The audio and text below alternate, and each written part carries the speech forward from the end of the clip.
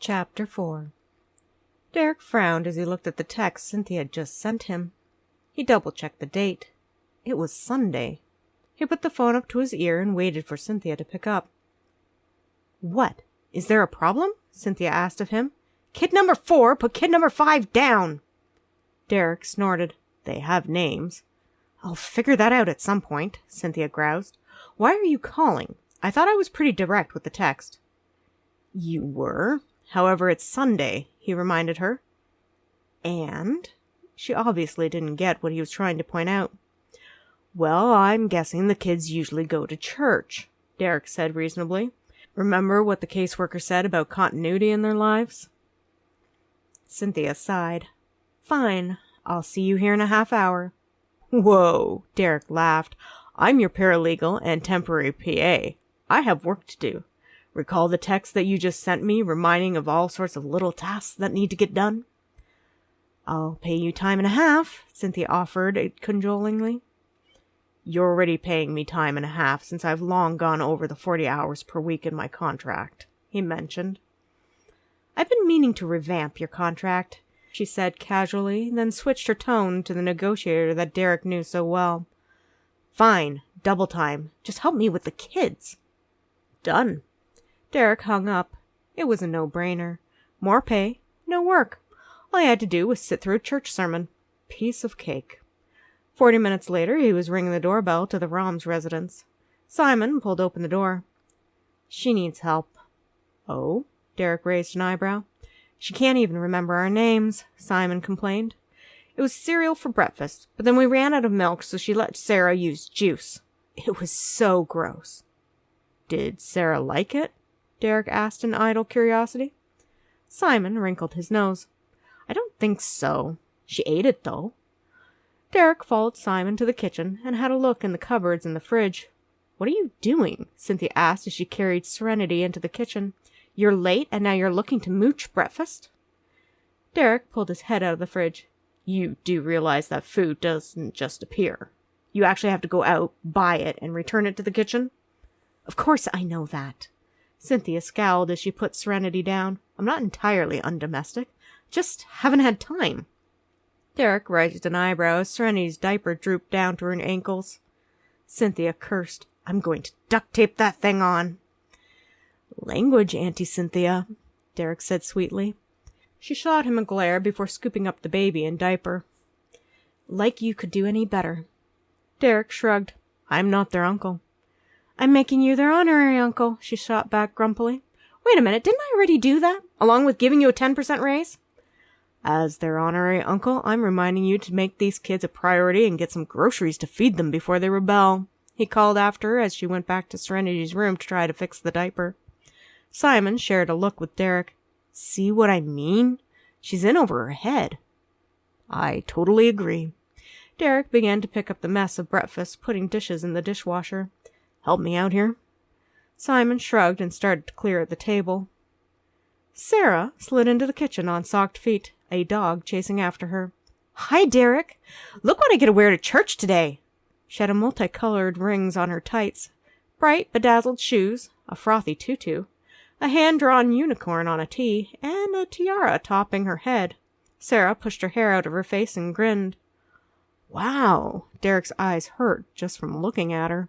"Did Aunt Cynthia say that was okay an outfit?" "Serena says we don't have to listen to Aunt Cynthia since she's not our mom," Sarah informed him. "Really?" Derek blinked. Cynthia was not going to appreciate that. "Yep," the little girl said proudly.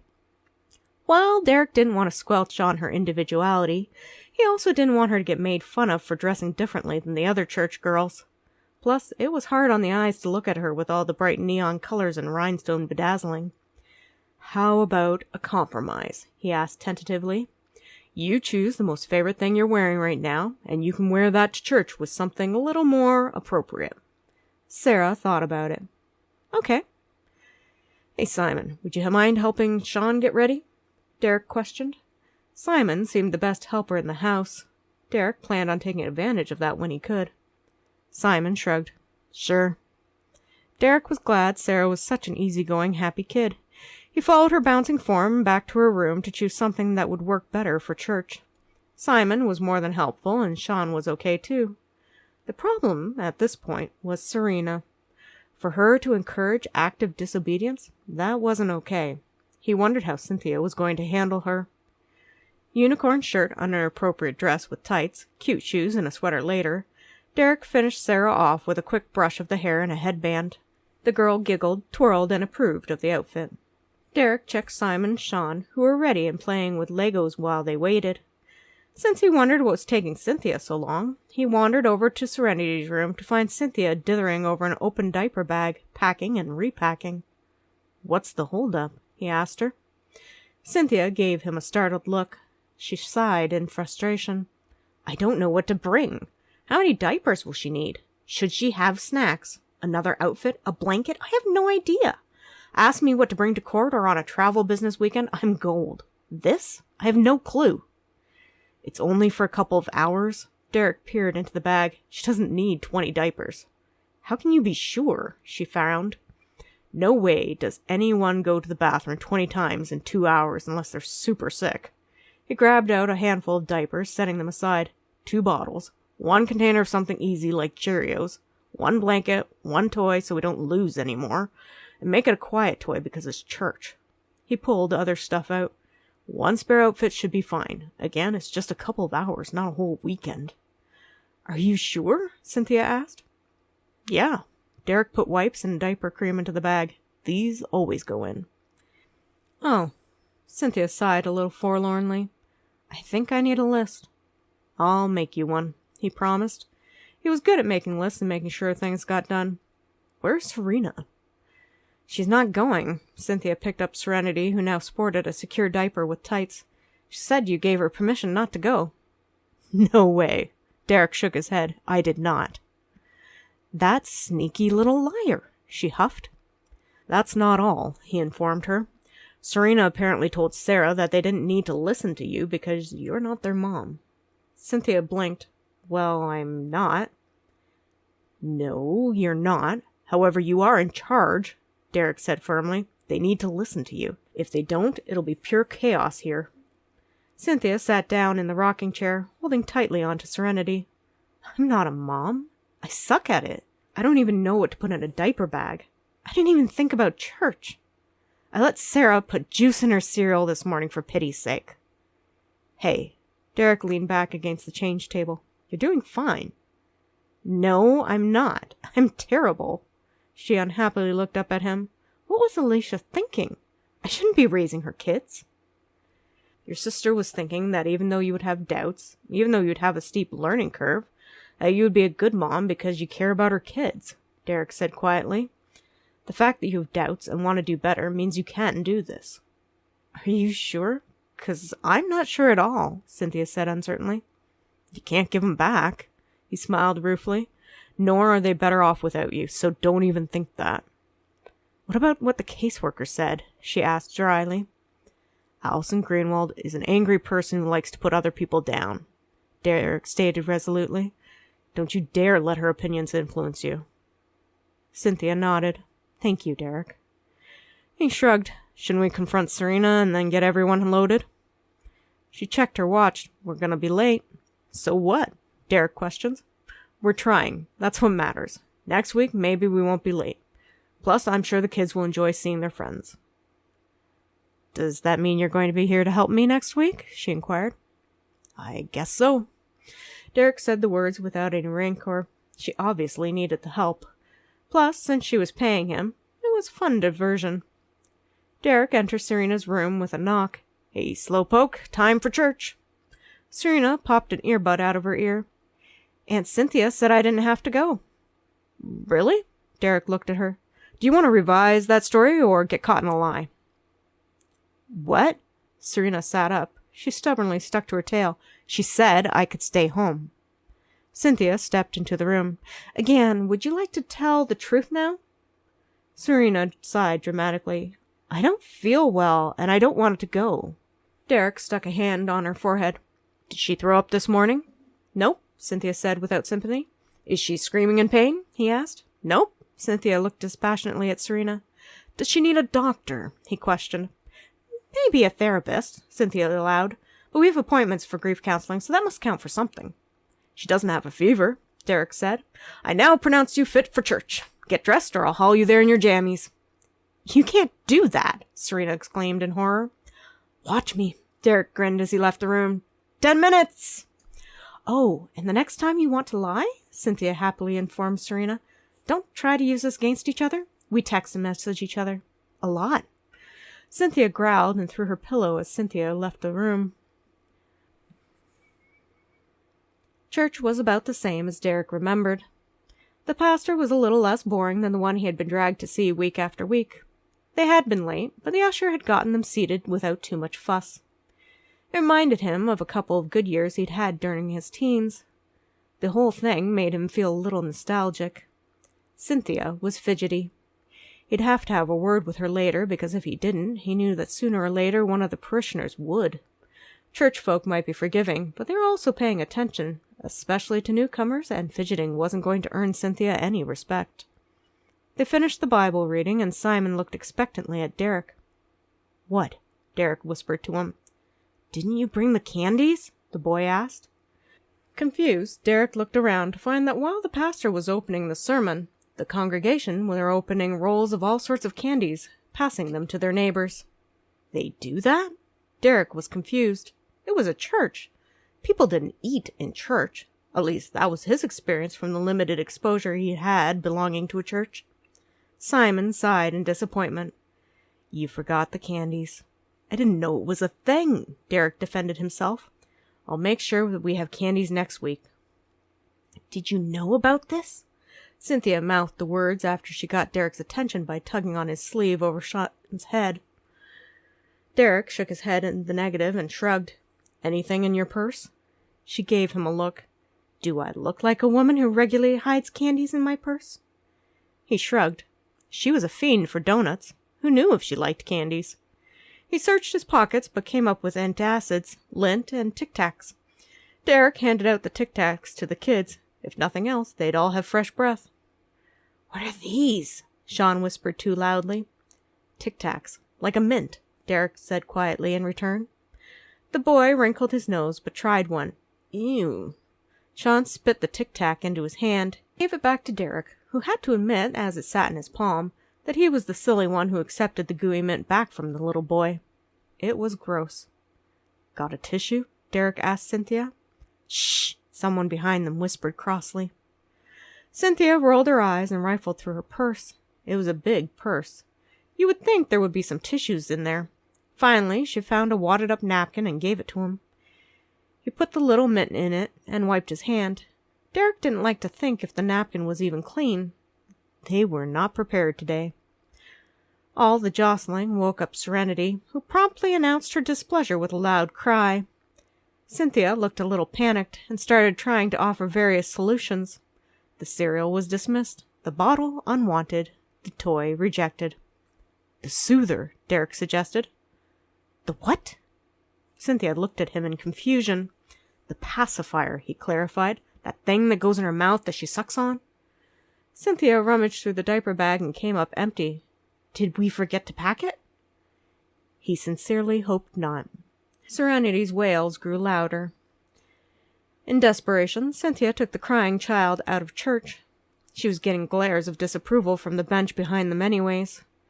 Others gave her looks of sympathy, knowing what crying babies were like.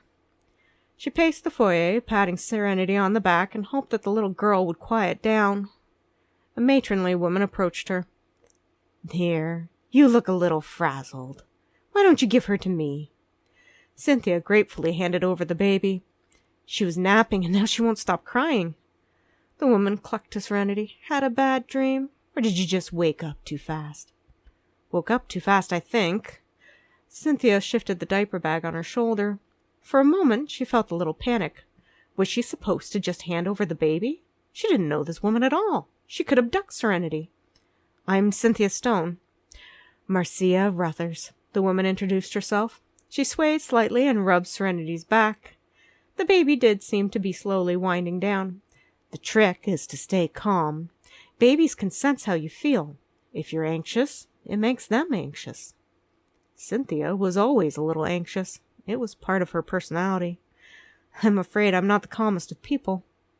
Marcia gave her a look of sympathy. You've now got 5 little ones to care for. You're going to have to learn calm. I was so sorry to hear about Alicia and Guy. They were such nice people. Cynthia tried to swallow past the lump in her throat. Thank you. Serenity let out a watery sigh and relaxed, trying to go back to sleep. If you need anything, you just let us know. We take care of our church members, Marcia said as she carefully handed a sleeping baby back to Cynthia. I'd better get back. Cynthia gave a quick smile as she snuggled Serenity back onto her shoulder. You'll get the hang of it in no time, Marcia encouraged her. Cynthia gave the woman a tight nod. She felt close to crying. For the first time, it began to sink in what she'd gotten herself into. She was responsible for the care of 5 kids. Her sister and brother-in-law weren't ever coming home. Cynthia took a deep breath as she headed back into the sanctuary. She didn't want people's concern or sympathy at the moment. All it would do was break down the few walls that were keeping her from throwing a cry-fest like Serenity had just indulged in. She slipped into their bench, just at the end of the sermon. A few songs later, and they were being invited to linger over coffee as the kids went to play with other children they knew. Cynthia and Derek were somehow split up as well-meaning people came over to offer condolences, to discuss the funeral lunch, ask personal questions about them, and to find out where to bring by meals for the family to help support them during this difficult time. It exhausted Cynthia. She wasn't a people person to begin with. She knew that wasn't one of her strengths. So to continually immerse herself in a pleasant conversation was difficult. She hoped she handled it well. She didn't want to offend anyone who was willing to give a free meal. Cynthia knew she didn't cook. These people on takeout might be all that stood between her little family and starvation. Her little family. Cynthia tried not to tear up at the thought. She'd often thought about having kids. 2, probably. 1, more likely. Now she had 5. They had a long way to go, but they were going to become a family. Finally, people seemed to slowly drift away, and Cynthia was able to find Derek, who disengaged himself from a group of men. "Did you know anything about a funeral lunch?" she asked quietly. "No." Derek pulled out his phone and added a note about it. "Is there supposed to be one?" "Apparently." Cynthia shrugged, careful not to shift Serenity too much. "Suppose we can ask the pastor who to contact about that." Simon dragged a reluctant Sean over to them. "There you are. Sean put a stone in his ear." "He what?" Derek and Cynthia said in unison, staring down at the little boy. "He put a stone in his ear," Simon repeated himself with a tolerant sigh. "Buddy," Derek crouched down, "why would you put a stone in your ear?" Sean shrugged. Derek turned on the flashlight app for his phone and looked at Sean's ears. "Yep, there's a stone in his left ear." "We tried tilting his head to get it out with our fingers, but it won't come out," Simon interjected. "Do you have a set of tweezers?" Derek asked Cynthia. "Sure, in my purse." Cynthia handed the purse over to Derek. She couldn't believe it. What kid put a stone in their ear? "Could have been worse," Simon said. "He could have put up his nose. Sarah put a bean up there once." "Here, hold my phone so I can see." Derek handed the phone to Simon. "What happened to Sarah?" Cynthia asked in horrified curiosity. What was wrong with the kids these days? Simon held the phone where Derek wanted it. He watched as Derek tilted Sean's head and tried to get the little rock out. They brought her to the doctor, and he made her sneeze really hard. It popped out with a bunch of goo. Cynthia wrinkled her nose and wished she hadn't asked. "It's stuck," Derek said grimly. "I think we'll be making a hospital visit today." "Do we need to?" Cynthia asked. She didn't want to have to tell Mr. Davison that they couldn't solve this on their own. She knew the kids would tell the caseworker all about it. "It needs to come out," Derek said dryly. "Simon, if you can round up the other 2 kids, then we can get going." Cynthia tossed the tweezers back into her purse with a sigh. She fished out the keys to the van. It didn't take long for Simon to return with Sarah. "Where's Serena?" Cynthia asked. The teen was nowhere to be seen. "Toby's mom says she went to her friend Izzy for lunch," Simon reported back to them. Derek frowned. "Shouldn't she ask permission first? We should know where she is at all times." Simon shrugged. "We always have to ask. It's a rule from Mom and Dad." Let's just deal with Sean now, and then we'll talk to Serena when we pick her up at second service, Cynthia said tiredly. Wait, Derek responded. We don't know these people. We don't even know for certain that she went with them. We need to find out before we leave for the hospital. They snagged the pastor to find out Izzy's parents' names and phone number. The pastor gave them a good recommendation, so Derek felt a little better about her staying for lunch with these people. A phone call later, and Cynthia knew that Izzy had indeed invited Serena for lunch and that she was there with the family. They agreed to meet for second service. Second service? Derek frowned. The church he had gone to only had one service per Sunday. Isn't one enough? Apparently not. Cynthia put away her phone and led the way to the van. We're going to have a talk with her. Do parents ground children over things like this? What even is grounding? That's when you get no television, no phone, no computer or tablet, Simon had said helpfully. Usually it's for a week or two. Did you ever get grounded? Cynthia asked as she strapped in Serenity. Not really. Mostly I got the, "We're very disappointed in you" speech, Simon responded. Didn't happen too often. What about you? Cynthia asked Derek as he finished buckling up Sean. Me? Derek was surprised. No, I was never grounded. Derek didn't think his parents knew how to ground a kid. They were into other forms of punishment. Well, what happened when you disobeyed or were dishonest with your parents? Cynthia frowned as she started the vehicle. Nothing much good, Derek muttered. Cynthia gave him an odd look, but resumed concentrating on her driving. A short time later, they were all sitting in the waiting room of the hospital. It wasn't overly crowded, and Derek spotted someone he knew at the vending machine. Hey, Kelly. Derek was a little surprised to see her. Thought you weren't working here anymore. Derek! Kelly gave him a big smile, and Cynthia felt a twinge of jealousy by the other woman's obvious affection for her paralegal. I'm not. Avery has a stomach flu virus, and Dylan likes to overreact, so we're here, waiting for some test results. What are you up to? Oh, Derek gestured to the little boy. Sean has a rock stuck in his ear. Apparently it was the thing to do today. Kelly laughed. That's what little boys do. Have you seen the doctor yet? No, they said it could be a while. Cynthia stood, extending her hand in greeting. She noticed that Derek hadn't introduced her. Cynthia Stone. Oh! Kelly blinked in surprise at Cynthia. Kelly Islington. Kelly Ramsley. I just got married. Speaking of which, Dylan and I are having a vow renewal service and reception for family and friends. Derek, you should come. Maybe you could bring Cynthia? We'll have to talk about it, Derek said. No way was he bringing his boss. It was kind of Kelly to invite the dragon, but Derek would like to keep his personal life separate. Not that he had much of a personal life. Good. I'll send you the details. Kelly nodded to Sean. Do you mind if I take a look? I was a nurse before I got married. To Mr. Dylan Ramsley. Cynthia felt the names click. He's one of the Ramsleys who are in the insurance industry. That's right. Dylan is the head of the Northeastern Division of Ramsley Insurance Company. Kelly shrugged. At Cynthia's consent, she looked at Sean's ear. I think I can get it out if you wait a moment. That would be great, Kelly. Derek was relieved. The kid's insurance was up to date, yet waiting to be seen by a doctor was wearing on them all. The kids were starting to get impatient. Cynthia watched Kelly leave to get something, and then turned to Derek. How do you know her? We went to camp together as kids, Derek answered, a little amused. She's a friend. One of the crew that I go camping with each Thanksgiving. Cynthia wasn't sure that she liked that.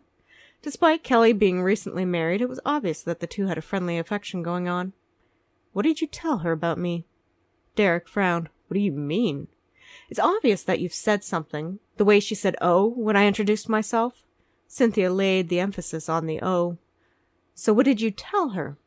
That you're my boss? Derek tried to evade the question. What had he said all about her to his friends? Mostly he complained that she made him work too much and called her a dragon. Thank goodness Kelly had the presence of mind not to repeat the nickname to Cynthia. I don't know. Cynthia frowned, but couldn't say anything, as a happy Kelly returned. Let's see if this works.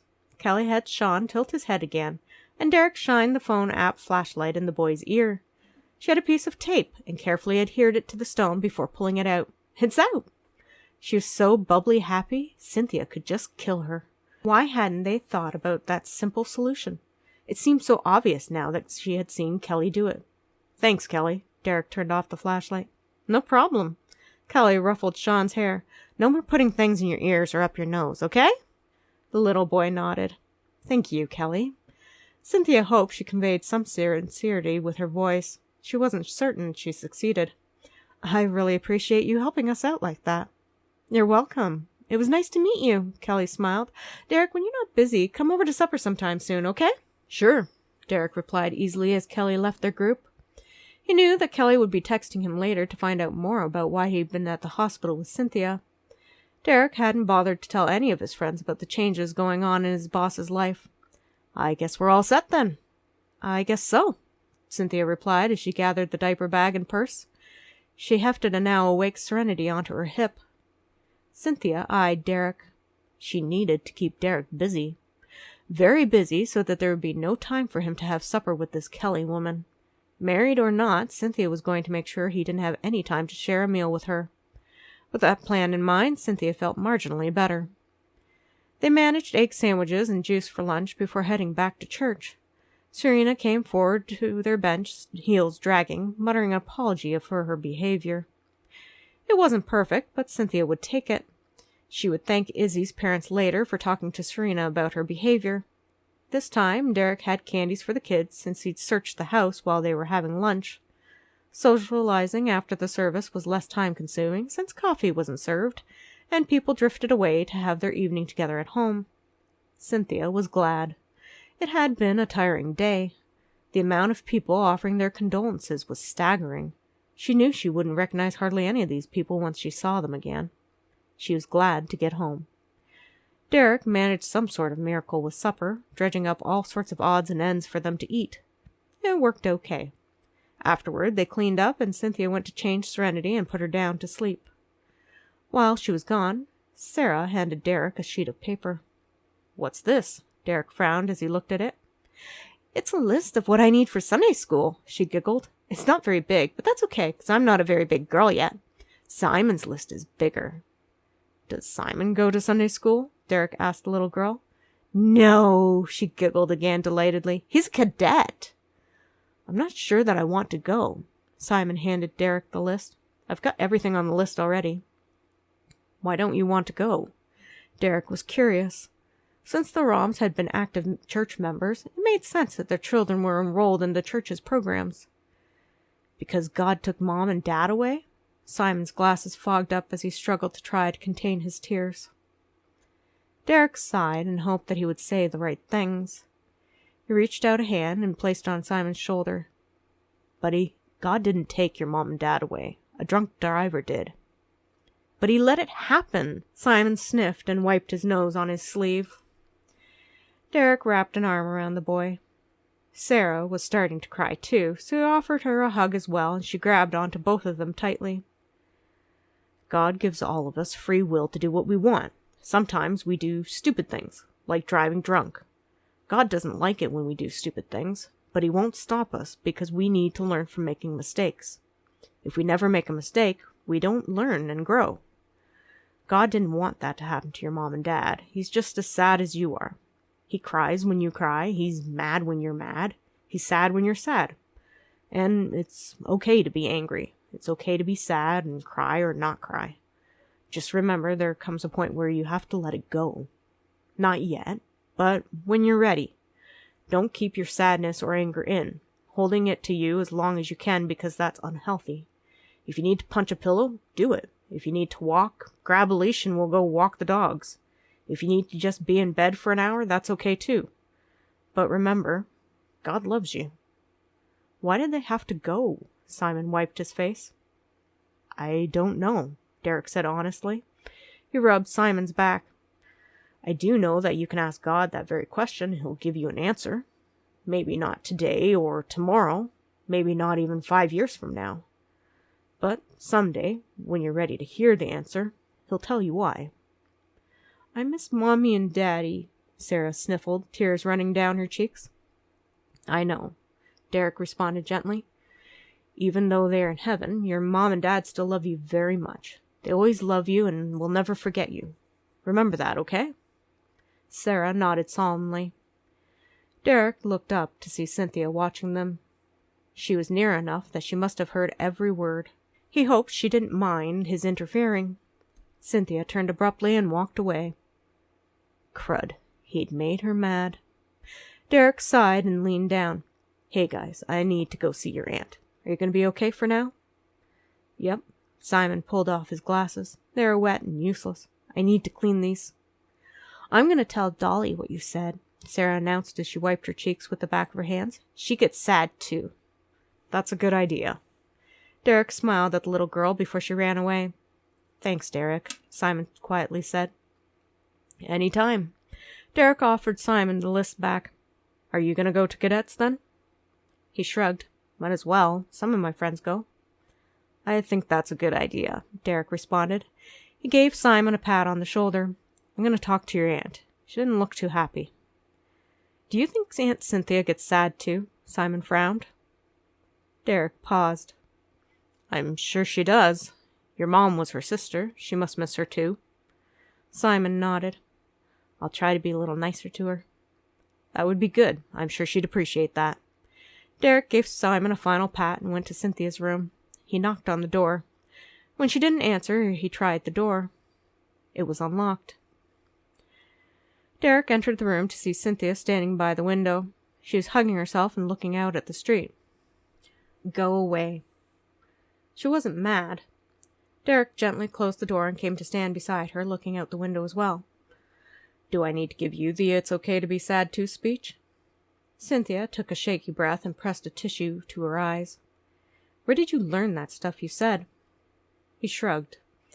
I had the good fortune to live with a lady who insisted that in return for food, clothing, and shelter, I would allow myself to be dragged to church every week and join in any activities she saw fit. It was a free place to live, so I went with it. She gave me that speech at one point. I guess it stuck. Cynthia sniffed, wiping her eyes again. She tried to say something, but couldn't, too overcome to speak. Hey, Derek reached out to put a hand on her shoulder. You don't have to be the strong boss, you know. It's okay to let it out. In a moment, Cynthia was crying on him. Derek carefully held her, a little surprised and a little uncertain. He felt for her. She'd just lost someone she loved. Even if Cynthia didn't seem capable of stronger emotions as always, it was obvious that she had them. Derek pulled her a little closer, holding her and waiting for her tears to be spent. Who knew dragons could cry?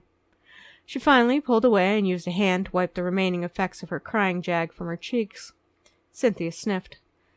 We should go over the evidence on the Underhill case again. There's got to be an angle that we can use. Why don't you take a shower, get dressed in something comfortable, and then we can go over the case in the dining room after the kids are in bed, he suggested. I'll brew you some cinnamon tea. Derek, you don't need to treat me like I'm fragile, she sniffed again, blowing her nose into the wet tissue. She was embarrassed that he had seen her this way. I'll be fine. Might be easier than getting interrupted by the bedtime routine. Derek checked his watch, which starts in about 20 minutes anyway. She sighed. He was right. It would be easier. Okay. Good, Derek nodded. After we get the troops to bed, we'll get to work. Thank you for listening. If you enjoyed this chapter, please look for the next chapter of Sweet Valentine. Also, please share this video for others to find it. This is free for you and would really help me grow my audience with the algorithms. You can share it to Facebook, Instagram, wherever you'd like on social media. Thank you.